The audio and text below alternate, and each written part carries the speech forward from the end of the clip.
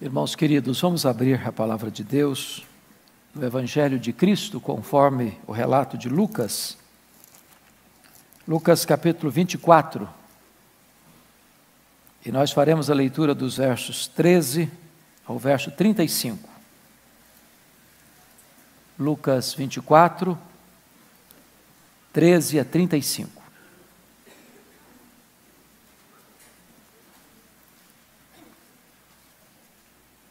Os discípulos no caminho de Emaús. Naquele mesmo dia, dois deles estavam de caminho para uma aldeia chamada Emaús, distante de Jerusalém 60 estádios. E iam conversando a respeito de todas as coisas sucedidas. Aconteceu que, enquanto conversavam e discutiam, o próprio Jesus se aproximou e ia com eles. Os seus olhos, porém, estavam como que impedidos de o reconhecer. Então, lhes perguntou Jesus: que é isso que vos preocupa e de que ides tratando à medida que caminhais? E eles pararam entristecidos. Um, porém, chamado Cleopas, respondeu, dizendo: és o único, porventura, que, tendo estado em Jerusalém, ignoras as ocorrências destes últimos dias? Ele lhes perguntou: quais? E explicaram: o que aconteceu a Jesus o Nazareno, que era varão profeta, poderoso em obras e palavras, diante de Deus e de todo o povo. E como os principais sacerdotes e as nossas autoridades o entregaram para ser condenado à morte e o crucificaram. Ora, nós esperávamos que fosse ele quem havia de redimir a Israel.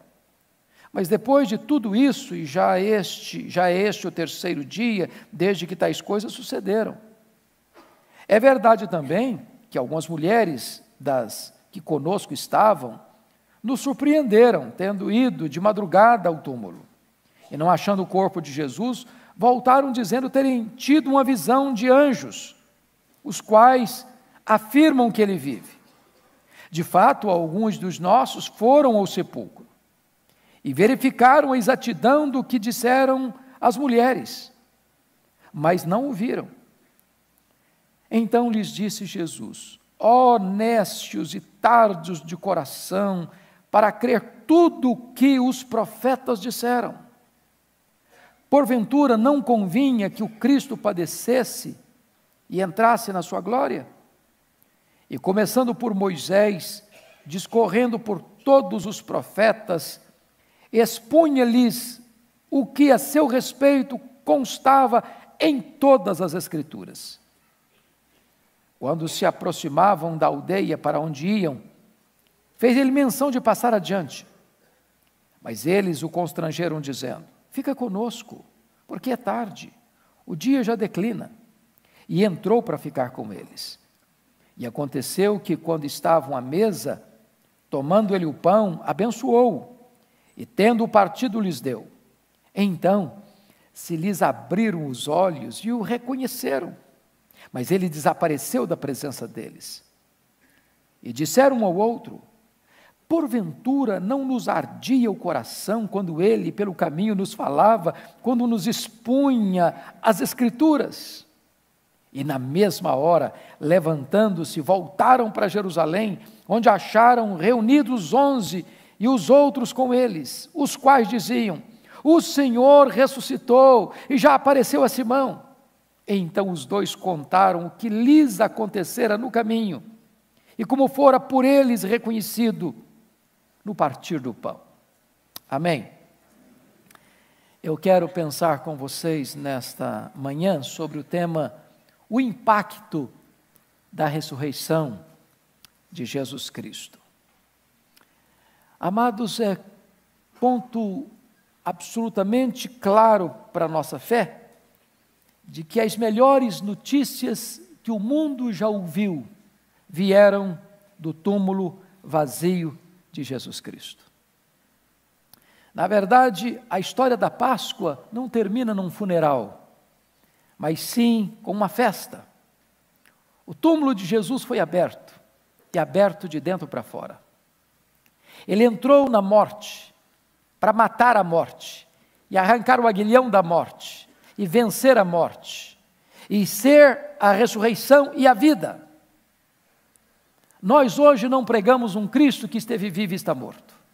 Nós hoje proclamamos o Cristo que esteve morto e está vivo pelos séculos dos séculos. Se a morte é o rei dos terrores, a Bíblia diz que Jesus é o rei dos reis. E ele venceu a morte, tirou o aguilhão da morte, venceu a morte, matou a morte, arrancou o seu poder. E hoje, a morte foi vencida e em breve será lançada no lago de fogo. Hoje eu gostaria de olhar para esse texto e ver aqui 3 verdades. Primeiro, a importância da ressurreição de Cristo. Segundo, a evidência da ressurreição de Cristo. Terceiro, o impacto da ressurreição de Cristo. Vamos olhar esse primeiro fato, a importância da ressurreição de Cristo. Precisamos chegar à seguinte conclusão: a ressurreição de Cristo é uma das fraudes mais maldosas da história, ou então é o fato mais extraordinário da história. Com a ressurreição de Cristo, a igreja fica de pé. Sem ela, a igreja não sobrevive. Cristianismo não pode existir sem a verdade bendita da ressurreição. O apóstolo Paulo, tratando desta matéria, e hoje nós que viemos ao primeiro culto, ouvimos uma preciosa exposição do pastor Arival, falando para nós da importância da ressurreição. E com a permissão, eu gostaria de destacar os 7 pontos que ele frisou, mostrando a importância dessa verdade. Porque Jesus ressuscitou, os nossos pecados foram perdoados. Porque Jesus Cristo ressuscitou, nós temos uma fé baseada num sólido fundamento. Porque Jesus Cristo ressuscitou, a nossa pregação é poderosa, é frutífera e eficaz. Porque Jesus Cristo ressuscitou, o nosso testemunho acerca desse fato é verdadeiro. Porque Jesus Cristo ressuscitou, os que dormiram em Cristo ressuscitarão em glória. Porque Jesus Cristo ressuscitou, Ele garante para nós verdadeira e plena alegria nesta vida e na vindoura. Porque Jesus Cristo ressuscitou, o nosso trabalho para Deus não é vão. Esta é a verdade que Paulo anuncia da importância desta gloriosa verdade. Porque Jesus Cristo ressuscitou, o nosso último endereço não é a sepultura. Porque Jesus Cristo ressuscitou, a morte não tem a última palavra. Porque Jesus Cristo ressuscitou, a ressurreição não é um engodo. A morte não prevalece. E o túmulo vazio é o berço da igreja. Porque Ele ressuscitou, os mártires não morreram em vão. Porque Ele ressuscitou, os missionários não atravessaram fronteiras em vão. Porque Ele ressuscitou, nós temos uma verdade sólida debaixo dos nossos pés e uma viva esperança no nosso coração. Então, amados, prestem bem atenção. A ressurreição é da mais alta importância para a nossa fé. Notem vocês que nós poderíamos olhar para todo canto e ver que as grandes religiões que ainda existem no mundo não têm essa esperança. Não tem. Não tem vitória sobre a morte. Nós estamos fundamentados numa esperança viva. Nós não adoramos um Cristo que está preso no crucifixo. Nós não adoramos um Cristo que está preso no túmulo. Nós adoramos o Cristo que venceu a morte. Está vivo, é a ressurreição e a vida. Está no trono, governa os céus e a terra e voltará gloriosamente para buscar a sua igreja. Mas você pode perguntar, nós temos evidências de que Ele ressuscitou? E eu gostaria de então pensar com você alguns pontos. A ressurreição de Jesus é um fato histórico, incontroverso. Não um fato sem oposição. Porque notem vocês que lá mesmo no registro bíblico, algumas colocações foram feitas. Por exemplo, alguns críticos, alguns liberais, alguns que tentam desconstruir essa verdade máxima do cristianismo, começaram a escrever o seguinte: bom, Na verdade, nem morrer ele morreu. Ele desmaiou na cruz. E então, ao ser colocado num túmulo, que não era o túmulo como nós temos aqui, ou uma gaveta de pedra, ou cavado na terra e jogado terra em cima do caixão, porque também não se colocava um morto dentro de um caixão, era enrolado em lenços, em lençóis. Quando ele chegou naquele túmulo, que era bem espaçoso, e quem vai a Jerusalém pode entrar lá, e mais de uma pessoa, várias pessoas podem entrar lá, aí ele recobrou suas forças e saiu de lá. Ele nem morreu. Outros disseram, não, na verdade, sabe o que aconteceu? É que os discípulos roubaram o corpo dele. E aí espalharam a notícia que ele ressuscitou. Outros disseram, não. As mulheres, no primeiro dia da semana, foram no túmulo errado. Um túmulo que não tinha sido usado ainda. E aí soltaram essa notícia de que o túmulo está vazio e que ele ressuscitou. Outros dizem o seguinte, bom, ele não ressuscitou, porque na verdade, ninguém pode ressuscitar dentre os mortos. Não existe esse negócio de ressurreição. Portanto, como milagre não acontece, ele não ressuscitou. Porém, a ressurreição de Cristo é um fato incontroverso. Por quê? Por causa das suas várias aparições. Ele apareceu a Maria Madalena, ele apareceu às demais mulheres, ele apareceu a Pedro, ele apareceu aos 2 discípulos do caminho de Emaús, ele apareceu aos apóstolos quando Tomé não estava presente, ele apareceu de novo aos apóstolos quando Tomé estava presente, ele apareceu aos 7 apóstolos lá no mar da Galileia, ele apareceu a mais de 500 irmãos uma sua vez, apareceu a Tiago, apareceu a Paulo, apareceu a Estevão, apareceu a João na ilha de Pátimos. São muitas as suas aparições. Agora, preste bem atenção, no dia do Pentecostes, quando o Espírito Santo foi derramado, diz a Bíblia que as multidões se ajuntaram, e Pedro se levantou para pregar, e a mensagem de Pedro foi a ressurreição de Cristo, e Pedro declarou com todas as ênfases, aquele que vocês mataram com mãos de iníquos, Deus o ressuscitou dentre os mortos e o fez Senhor e Cristo. Se Cristo não tivesse ressuscitado, bastaria as autoridades romanas, espera um pouquinho, e lá no túmulo dele, que não era desenterrado, era só abrir a porta, pegar o corpo dele, fazer uma passeata com o corpo dele morto pelas ruas de Jerusalém, e o cristianismo estaria terminado no seu berço, coberto de ridículo. Por que não fizeram? Por que não trouxeram o corpo dele para desacreditar a pregação de Pedro? Por uma coisa óbvia, é porque de fato ele tinha vencido a morte, quebrado a espinha dorsal da morte, matado a morte com a sua morte ao ressuscitar dentre os mortos. Mas, amados irmãos, a ressurreição de Cristo, mais do que um fato histórico incontroverso, é um fato psicológico, de realidades incontestáveis. Pensem comigo naqueles discípulos cobertos de medo, trancados com medo dos judeus, acovardados, intimidados, acuados. Agora eles são testemunhas da ressurreição. Pedro, João vão ao sepulcro, entram lá, veem os lençóis, o corpo não está lá, depois ele aparece para eles. Esses homens não têm mais medo, esses homens não se acovardam mais, esses homens não se intimidam mais, eles enfrentam as autoridades, eles enfrentam os açoites, eles enfrentam as prisões, eles enfrentam o martírio. Os cristãos todos pregam essa mensagem com vívida coragem e gloriosa esperança, uma mudança profunda na mente deles, nas emoções deles, nas reações deles. Eles não temem mais nada, porque estão ancorados numa verdade que é o alicerce do cristianismo, a ressurreição de Jesus Cristo. Mas essa verdade, além de ser um fato histórico incontroverso e também um fato psicológico inegável, é também um fato sociológico eloquente. Porque notem vocês que a igreja cristã foi estabelecida sobre esta rocha de uma verdade incontestável. Pessoas de todas as tribos, de todas as raças, de todos os povos, de todas as etnias, foram chamadas pelo Evangelho, foram agregadas à igreja, crendo no Salvador, crendo em Cristo Jesus, formando um grande corpo, o corpo de Cristo.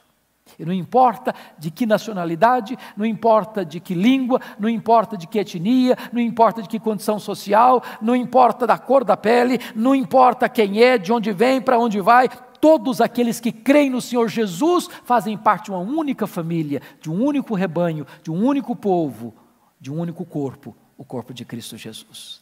A igreja é essa realidade sociológica bendita, e o túmulo vazio de Cristo é o berço desta igreja. Bom, tendo dito isto, gostaria de olhar o terceiro ponto, que é o impacto da ressurreição de Cristo. Então vamos olhar essa passagem bíblica, esses dois discípulos, antes do impacto da ressurreição. Olhem comigo, versículos 14 e 15 do texto lido. 14 e 15. Seus olhos estavam cegos a despeito da proximidade de Jesus. Iam conversando a respeito de todas as coisas sucedidas. Aconteceu que, enquanto conversavam e discutiam, o próprio Jesus se aproximou e ia com eles. Jesus presente, Jesus perto, Jesus com eles, mas eles não discernem. Quando a pessoa não tem esta verdade no coração que Jesus está vivo, irmãos, quantas vezes na caminhada da nossa vida Ele está do nosso lado e nós nem percebemos. Nós conversamos cobertos de pessimismo, de tristeza, de dor, de desânimo, de descrença. Ele está do nosso lado, mas os nossos olhos estão como que fechados, nosso coração está como que trancado, e nós não desfrutamos da bênção da comunhão com Ele. Segundo, confira comigo, versículo de número 25. Seus olhos estavam tapados a despeito do relato das Escrituras. Então lhes disse Jesus: ó nécios e tardos de coração para crer tudo o que os profetas disseram. Notem vocês que a ressurreição de Cristo não era uma surpresa, se eles pudessem ter lido corretamente o Velho Testamento. Todos os profetas, todos apontaram para esta verdade. Toda a Escritura, porque versículo 27 diz, começando por Moisés, discorrendo por quantos profetas? Por todos os profetas, expunha-lhes o que a seu respeito constava em todas as Escrituras. Então aqueles que olhavam para as Escrituras, para as promessas de Deus, para as profecias, sabiam, à luz dessa Escritura veterotestamentária, que o Cristo de Deus haveria de padecer nas mãos dos pecadores, mas que as mãos dos pecadores não haveria de prevalecer sobre ele. Ele venceria a morte, ele mataria a morte, ele triunfaria sobre a morte não podia detê-lo. As Escrituras estavam todas elas provando esta realidade inegável. Agora, preste bem atenção com isso. Toda vez, meu irmão, minha irmã, que você caminha pela vida sem a luz da Escritura, sem o entendimento das Escrituras, você vai caminhar cabisbaixo, você vai caminhar triste, você vai caminhar para o ocaso, você vai caminhar sem esperança, você vai caminhar desiludido, você vai caminhar completamente desassistido de alegria, como aqueles dois caminhantes de Emaús. Terceiro lugar, veja comigo os versos 22 a 24. Seus olhos estavam fechados a despeito do testemunho dos irmãos. É verdade que também algumas mulheres das que conosco estavam nos surpreenderam, tendo ido de madrugada ao túmulo.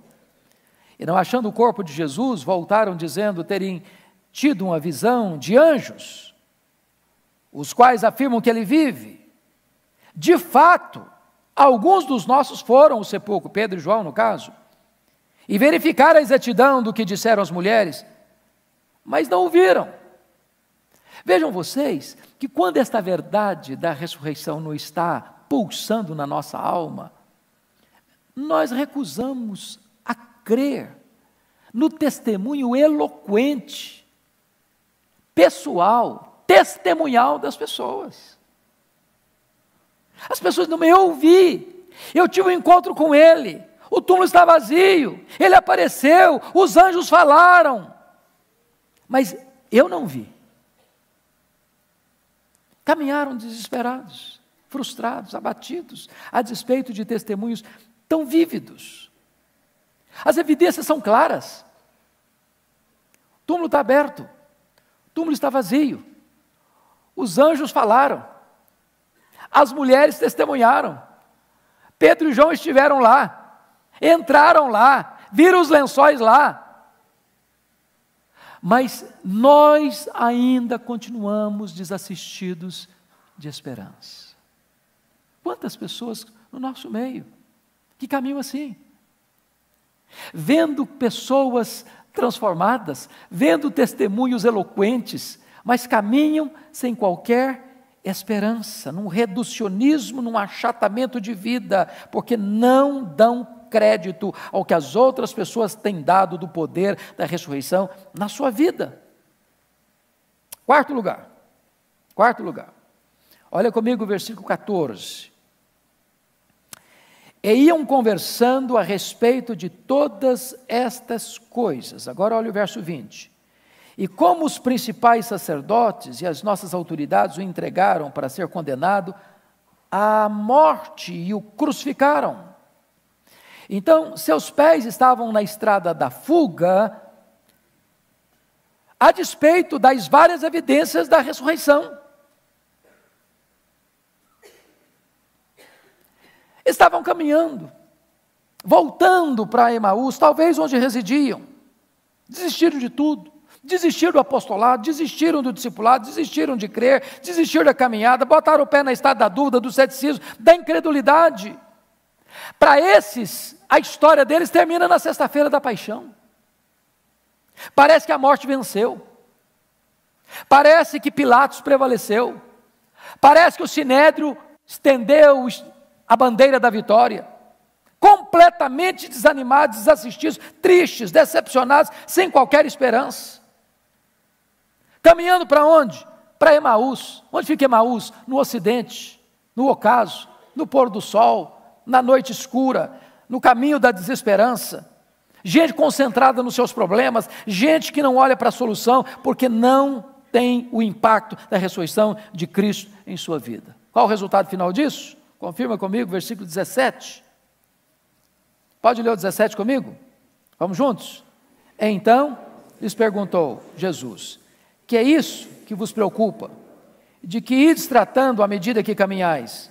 E eles pararam entristecidos. Você já viu crente triste? Eu já. Você já olhou para crente que parece que ele está na sexta-feira da paixão? Está na cara dele, sexta-feira. Não tem alegria, irmãos. Cara comprida, parece que chupou limão, comeu jiló. Não tem um sorriso, não tem um brilho nos olhos, não tem uma bandeira desfraldada de alegria no coração, não tem uma esperança viva, caminha sem entusiasmo, caminha completamente debaixo de uma camisa de força do pessimismo, da derrota, do fracasso, tristeza, uma via sacra de lamento, de dor. Por quê? Porque não tomam posse desta gloriosa verdade de que Jesus está vivo, Ele venceu a morte, Ele ressuscitou, Ele é a ressurreição e a vida, e nós caminhamos para esta gloriosa esperança. O que eles estão preocupados? O que está escrito nos versos 19 e 20, confira comigo aí. Ele lhes perguntou quais, e explicaram o que aconteceu a Jesus o Nazareno, que era varão profeta, poderoso em obras e palavras, diante de Deus, diante de todo o povo, e como os principais sacerdotes e as nossas autoridades o entregaram para ser condenado à morte e o crucificaram. Sabe o que estão dizendo? O justo padecendo na mão do ímpio. Quanta gente hoje que é crente, que vive essa mesma realidade de tristeza, de angústia. Eu sou crente, gente de Deus, gente piedosa, gente que anda com Deus, gente que fez a obra de Deus, gente que realizou grandes obras para Deus, está aí, terminando a vida, fracassado, derrotado, crucificado, morto, sepultado. O mal venceu, a violência venceu, o ódio venceu. Quantas pessoas assim hoje, completamente confusas e perdidas, tomadas pelo drama do sofrimento do justo. Por quê? Porque não foram impactadas pelo poder da ressurreição. Veja o verso 21 comigo. Você pode ler o verso 21, por favor? Ora, nós esperávamos que fosse ele quem havia de redimir a Israel, mas depois de tudo isto, é já este o terceiro dia, desde que tais coisas aconteceram. Seus corações estavam cheios de esperanças frustradas. Esperanças frustradas. Eu até esperava que fosse ele. Por um tempo nós acreditamos nisso. Nós o ouvimos, nós o acompanhamos, nós vimos os seus ensinamentos, nós vimos os seus milagres. Ele falou para nós algumas vezes que ele ia morrer mesmo. Mas já é o terceiro dia, nada aconteceu, então acabou para nós. Acabou. Nossa esperança morreu. Agora é botar o pé na estrada da fuga, agora é achar que o mundo acabou, a esperança se frustrou, a vida não faz mais sentido. Estou de malas prontas, botando o pé na estrada do fracasso, da derrota e do desânimo. Tem muitos que ainda hoje estão assim, porque não foram impactadas pelo poder da ressurreição de Jesus Cristo. Mas eu queria olhar agora o outro aspecto. Qual foi o impacto que a ressurreição de Jesus Cristo produziu na vida desses dois homens? Vejamos. Primeiro lugar, confira comigo, por favor, versos 26 a 28. Vamos todos ler esses versos, 26 a 28. Vamos juntos? Porventura, não convinha que o Cristo padecesse e entrasse na sua glória? E começando por Moisés, discorrendo por todos os profetas, expunha-lhes o que a seu respeito constava em todas as Escrituras. Agora nota o verso 28. Quando se iam aproximando da aldeia para onde iam, fez ele menção de passar adiante. Agora o 31, todos nós. Então se lhes abriram os olhos e o reconheceram, mas ele desapareceu da presença deles. Primeira coisa, olhos abertos pela explicação das Escrituras. Oh, amados irmãos, é quando a Bíblia é aberta, é quando a Bíblia é explicada, é quando você entende que nada disso aconteceu por acaso, que não tem acidente aqui, que não tem acaso aqui, que toda a maquinação do mal orquestrada contra Jesus, por Judas Iscariotes, pelo sinédrio judaico, pelos sumos sacerdotes, pelos homens religiosos que bradaram diante de Pilatos, pela covardia de Pilatos, pela decisão de Pilatos, pela crueldade dos soldados, pela cena da andada pela Jerusalém apinhada de gente, pela crucificação, pela morte, pelo sepultamento, nada disso era surpresa. Tudo isso estava rigorosamente delineado nos planos de Deus. Quando a Escritura foi aberta, quando a Escritura foi explicada, desde lá a lei, desde os profetas, desde os salmos, desde toda a Escritura, quando a palavra de Deus foi aberta diante deles, de repente, a luz raiou, o entendimento chegou, a verdade alcançou o coração deles, e eles então puderam ter os seus olhos abertos pela explicação das Escrituras. Deixa eu dizer uma coisa para você, querido. Se você não estudar a Bíblia, você vai ser um crente de olhos tapados. Você vai olhar, mas não vai enxergar. Você vai ouvir, mas não vai entender. Você vai ter evidências, mas não vai crer. Porque você só conhece pela Escritura. Por isso que nós, como o pastor Arival disse hoje no culto da manhã, valorizamos tanto a pregação da Escritura. Porque é pela pregação é que vem a fé. A Bíblia precisa ser aberta. Você quer conhecer Jesus? Examine as Escrituras. Você quer ter mais luz na sua vida? A Bíblia é essa luz. Você quer ter mais fé? A fé vem pelo ouvir. Você quer ter mais santidade? É pela palavra que você vai ser santo. Você quer ser bem-sucedido na vida? É examinando as Escrituras. Então, deixa eu dizer uma coisa para você. Ou você vai abrir sua Bíblia, estudar a sua Bíblia, meditar na sua Bíblia, ouvir a palavra de Deus, ou você vai ser vencido pela preocupação, pela tristeza, pela desesperança e pela incredulidade. Segundo lugar, olha comigo os versos 29 e 32. Vamos ler o 29 agora, por favor. Mas eles o constrangeram dizendo: fica conosco, porque é tarde, e o dia já declina. E entrou para ficar com eles. Agora o verso 32. E disseram um ao outro: porventura, não nos ardia o coração, quando ele, pelo caminho, nos falava, quando nos expunha as Escrituras? Então preste atenção agora. Primeiro, olhos abertos pela explicação das Escrituras. Segundo, corações ardentes pela comunhão com Jesus. Ô irmãos, você algum dia na vida já experimentou esse negócio? Coração ardendo. Algum dia na sua vida, na sua experiência espiritual, você já estava lá, na sua intimidade com Deus, lendo a sua Bíblia, e de repente seu coração começou a ferver? Um fogo dentro de você. Coração pegando fogo. Que coisa sublime é isso, irmãos? Quando você tem intimidade com Jesus, quando seus olhos são abertos para você ver que Jesus está vivo, que Ele é o seu Senhor, que Ele é o seu Salvador, que Ele é a sua esperança, que Ele é a razão da sua vida, o seu coração começa a arder. Há um entusiasmo dentro de você, há uma chama dentro de você, o Espírito sopra sobre você, tira as cinzas, reacende as brasas, e este fogo santo começa a queimar na sua vida, a frieza espiritual vai embora, a vir à casa de Deus não é um peso, adorar a Deus é uma alegria, orar a Deus é um deleite, andar com Jesus passa a ser o sentido da sua vida. Quantas pessoas, irmãos, que dizem como o profeta, lá na época do profeta Malaquias, e a igreja é um peso, o culto, ai meu Deus, que canseira, louvar a Deus é um sacrifício, e orar a Deus parece que não faz sentido, você começa a ler a Bíblia, dá sono, você vai para a igreja e você escuta, mas aquilo não toca você, e você volta do mesmo jeito. Você precisa pedir a Deus, que Ele aqueça o seu coração, que a verdade da ressurreição inflame a sua alma, para que você experimente o gozo da intimidade com o Senhor Jesus Cristo.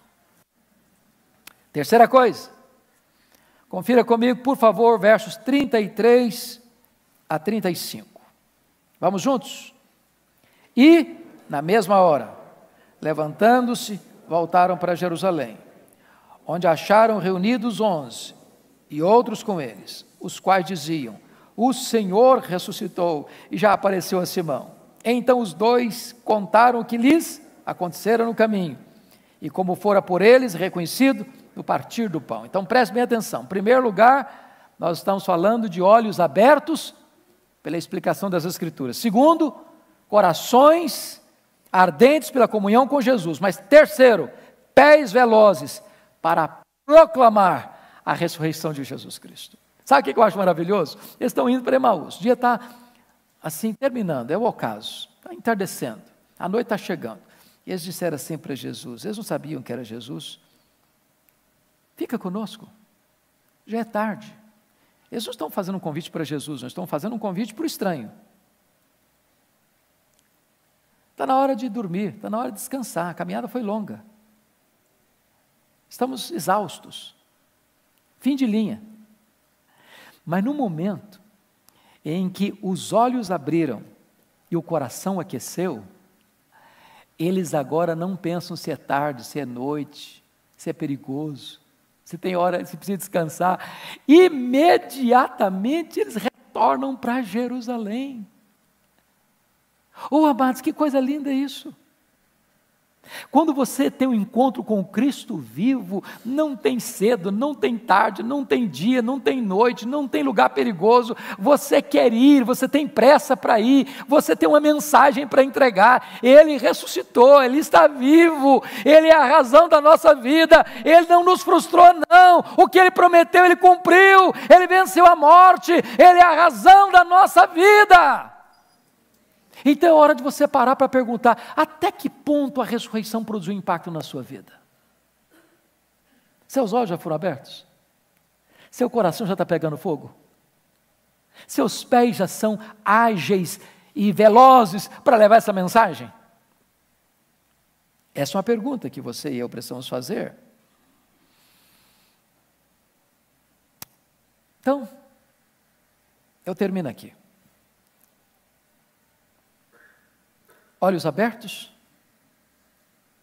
coração aquecido, pés velozes e lábios abertos para proclamar. Ele ressuscitou. Nós o vimos. Não dá para você ter um encontro com o Cristo vivo e isso não dizer nada para você. Você não contar isso para os outros. Irmãos, nós vivemos num mundo marcado de desespero e desesperança. As pessoas estão desesperadas e sem esperança. E você encontrou a mensagem da esperança, a mensagem da vida, a mensagem da salvação. O que é que você vai fazer com essa mensagem? Leve essa mensagem. Se os seus olhos foram abertos, se o seu coração está aquecido, se os seus pés estão na estrada do testemunho, abra sua boca e anuncie que Ele vive. Que Deus nos ajude, que Deus nos abençoe, que Ele abra os nossos olhos, que Ele inflame o nosso coração, que Ele apresse os nossos passos, que Ele abra a nossa boca para dizer que Ele está vivo. Curva sua fronte, por favor. Nós vamos orar.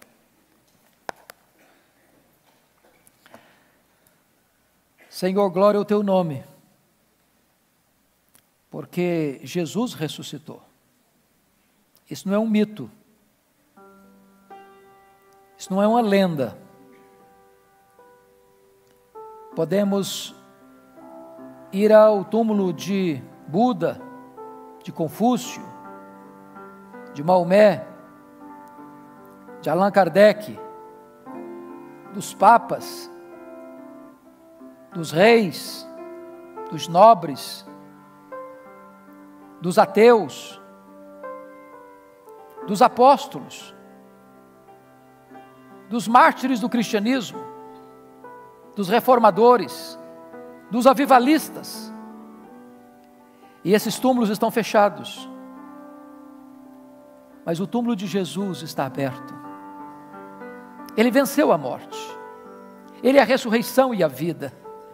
Ele é a nossa esperança. Bendito é o Teu nome. Porque não estamos aqui fundamentados numa coisa que foi inventada por homens, mas uma realidade produzida por Deus. Ah, Senhor, que significado bendito tem esta ressurreição, a esperança para nós. A morte não tem a última palavra, a sepultura não é o nosso último endereço, nós não caminhamos para um ocaso. Agora faz sentido viver, faz sentido morrer, porque morrer para nós é lucro. Glória ao Teu nome, porque temos uma viva e gloriosa esperança. Ah, Senhor, o que nós te pedimos nesta manhã é que Tu impactes o nosso coração com esta mensagem, como aconteceu com aqueles dois caminhantes de Emaús. Meu Deus, abra os nossos olhos. Meu Deus, inflame o nosso coração. Meu Deus, apressa os nossos pés. Meu Deus, abra a nossa boca, para que testemunhemos na cidade de São Paulo, nesta nação tão machucada e ferida pelo desespero e desesperança, que há esperança. Jesus Cristo está vivo, Ele reina, Ele é o Senhor, Ele é o Salvador, e Ele vai voltar. Louvado seja o Teu nome. Muito obrigado pela Tua palavra, em nome de Jesus. Aleluia. Amém.